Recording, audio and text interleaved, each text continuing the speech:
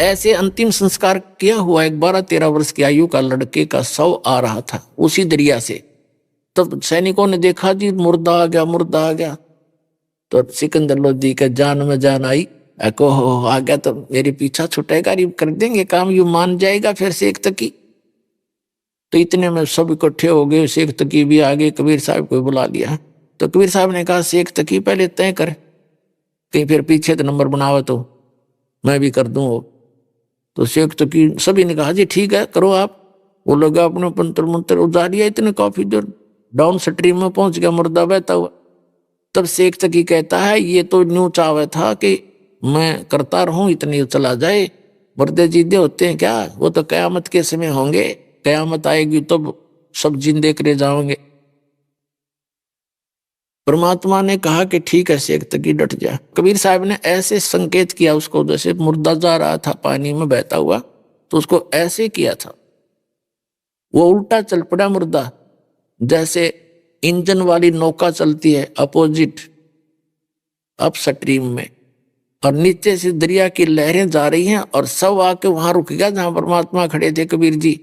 नीचे से दरिया की लहरें जा रही। तब परमेश्वर ने कहा था ये जीवात्मा जहां है तो कबीर हुक्म से इस शव में प्रवेश कर और बाहर आ जा। इतना ही कहना था, सारा शरीर कांपने लगा। एकदम बाहर आके लड़का दंडोत प्रणाम किया कबीर भगवान को, बोलो सतगुरुदेव।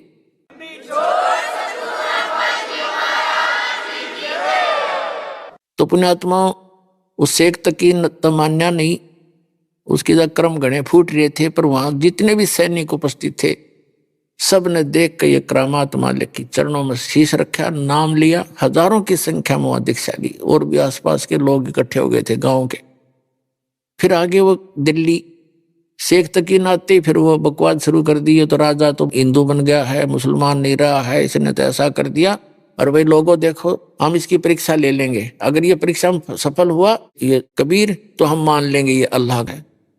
तो मुसलमान सारे इकट्ठे कर लिए। उसने कहा जी क्या परीक्षा लोगे, कि इसको उबलते हुए तेल के कढ़ाई में डालेंगे, सरसों के तेल का कढ़ाई उबालेंगे, उसमें डाल देंगे। उस शेख तकी ने सोचा था पढ़ते ही मर जाएगा, कटा टंटा तेरा इच्छा छूटेगा। सब इकट्ठे होकर आगे राजा के पास हा उल्ला कर दिया। राजा का इतना बेहोश है, जनता देख के बाद उसका कोई पैर नहीं होते।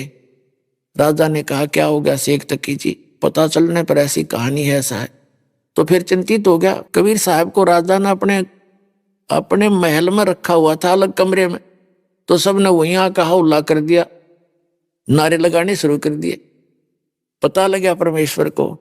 राजा चिंतित हुआ कि मैं लाया था इनको सुख देने के लिए, अरे नाक में दम कर दिया, इनको परेशान कर दिया, अब ये कढ़ाई में डालेंगे। परमात्मा अंतर्यामी थे, राजा से पूछा।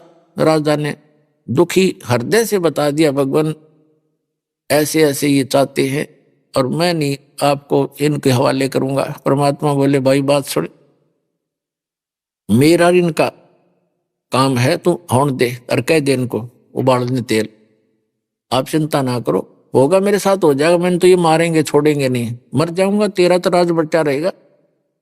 और सिकंदर फिर चुप हो गया। कढ़ाई सरसों का तेल उबाल दिया, ऐसे उबला जैसे चाशनी उबला कर चाय की, और हजारों लोग इकट्ठे हो गए दर्शक वहां पर। तो शेख तकी ने कहा कि उठाओ कबीर को और डाल दो कढ़ाई में उबलते हुए में। तो परमात्मा ने कहा आप चिंता ना करो, ये भी दिक्कत मैं आपको नहीं दूंगा, मैं आप पर बैठ जाऊंगा। परमात्मा जाके और कढ़ाई के अंदर बैठ के, उबलते तेल के कढ़ाई सरसों का, और बैठ गया ऐसे यूं देख रहे चारों तरफ।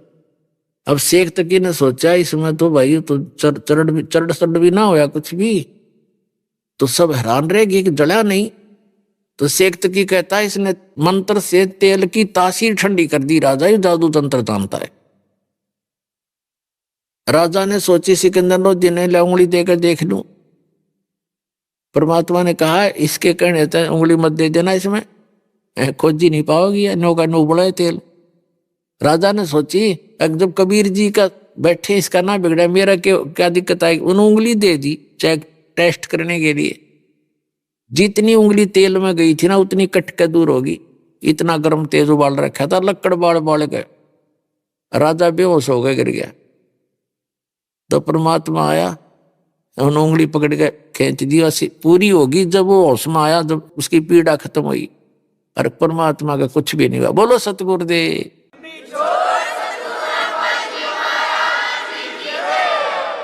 उसके बाद क्या होता है, उसने फिर स्कीम बनाई कि अब यूं तो तेल में जंतर मंतर कर लिया करते हैं ऐसे। फिर उस स्कीम बनाई 5-4 दिन के अंदर कि राजा इसको ना जेरे कुएं में डालेंगे, ऊपर तो मट्टी डाल देंगे और भर देंगे, फिर देखेंगे कैसे। उन्होंने फिर ऐसे नारे लाते गए। परमात्मा ने कहा कोई बात ना राजन, इनको कर लेने दो जो ये करेंगे। तो राजा को ये हो गया था कि ये कुछ नहीं बिगाड़ सकेंगे भी इनका। उन्होंने कहा भाई ठीक कर लो। तो परमात्मा को ले जाकर जेरे कुएं में पटक दिया ऊपर से कबीर जी को, और ऊपर से मिट्टी, गोबर, छड़े, कांटेदार झाड़ी और भर दिया फल, क्योंकि हजारों की संख्या में ले जा रहा था अपने समर्थक शेख तकी। अब हाथ पैर धो के मिट्टी माटी से मुंह मां साफ करके राजा के पास आया शेख तकी। कहने लगा जी कर दिया तेरे भगवान का काम, अल्लाह का, वो दाब दिया मिट्टी में। अब सिकंदर लोधी कहता है किस की बातें कर रहे हो शेख जी, किस के विषय में बात कर रहे हो आप, किसको क्या कर दिया? कि तेरे गुरुजी को डाला है खड्डे में और ऊपर से बर्दी मिट्टी कतई, अब देखेंगे वो कहाँ है। सिकंदर कहने लगा तो देख मेरे कमरे में बैठे हो बैठे। शेख तकी जाके देखा नो, उसकी तो फिर माथा ठनक गया। वहां बैठे पाए परमात्मा सिकंदर लोधी के कक्ष के अंदर राजा के वहां पर। फिर 5-4-10 दिन के बाद फिर उसने कहा कि भाई ये कोई जादू तंत्र जानता है, इसको जब जानो मेरी लड़की कब्र में दबी हुई है और उसको जीवित कर दे, हम मान लेंगे ये अल्लाह है या अल्लाह का रसूल है। फिर वह जिद लगा दी, सारे मुसलमान इकट्ठे कर लिया। कबीर साहब ने कहा भी कह दे, सिकंदर से कह दिया कि इसने कह दे, मुनादी करा दिया आसपास के गांवों में, और भी देख लेंगे सारे आके। आसपास के गांव में बहुत दूर तक अनाउंसमेंट करवा दी, शेख तकी की लड़की को एक ऐसे महापुरुष आए हैं जीवित करेंगे।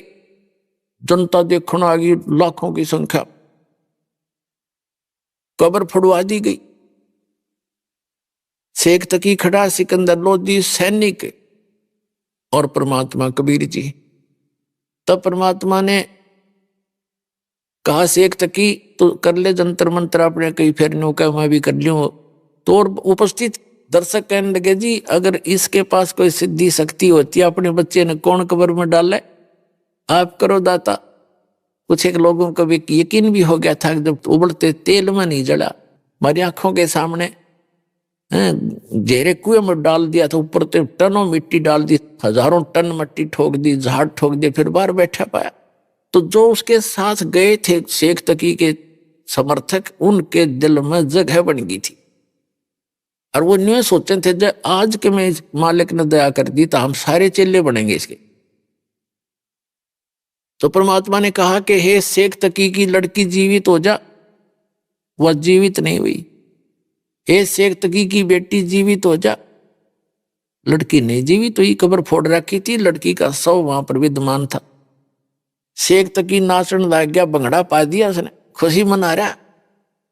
अपनी बेटी के ना जीने की गम नहीं, कबीर साहब के हारने की खुशी मना रहा है वो पशु। तो उसी समय परमात्मा ने कहा कि डट जा, तो शेख तकी शांति कर थोड़ी। तब कहा कि हे आत्मा जहां भी है तू, कबीर हुक्म से वापस आ जा, इस शरीर में प्रवेश कर। इतना ही कहा था मालिक ने। वो तो जान के कर रहे थे कि ना नाच कूद लेने दे, थोड़ा इसकी असलियत का पता लग जाएगा जनता को। इतने ही कहा था, लड़की में कंपन हुई सारे शरीर में, और एकदम लड़की खड़ी होकर के परमात्मा के चरणों में प्रणाम किया। बोलो सतगुरुदेव।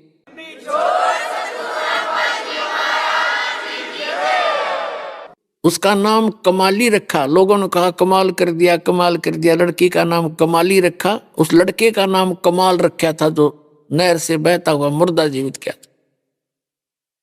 तो लड़की ने खड़ा होकर के 1.5 घंटे 2 घंटे तक प्रवचन किए।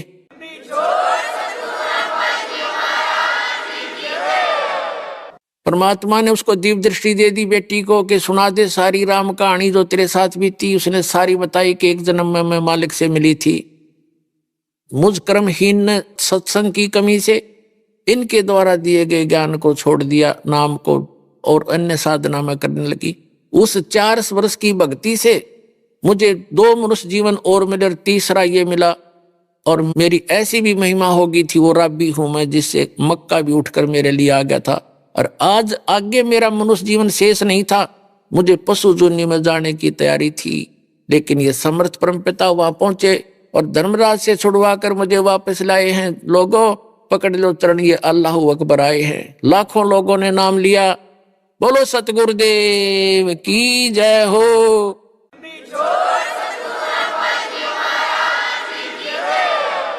लेकिन शेख तकी की गर्दन मुड़ी नहीं। उन्होंने तो कसम खा रहा किया कि हम एक अल्लाह के सामने शीश झुकाएंगे और के सामने नहीं। अल्लाह सामने खड़ा और टट्टू न झुकाओगे शीश, फिर सारे कुछ करके दिखा दिया, फिर भी न गए अल्लाह को शीश झुकाएंगे। अरे भगवान सामने खड़े, अल्लाह अकबर है। वो कबीर साहब उस परमात्मा के पाने की वो सारी विधि दास के पास है, और अपना कल्याण कराओ। बोलो सतगुरुदेव।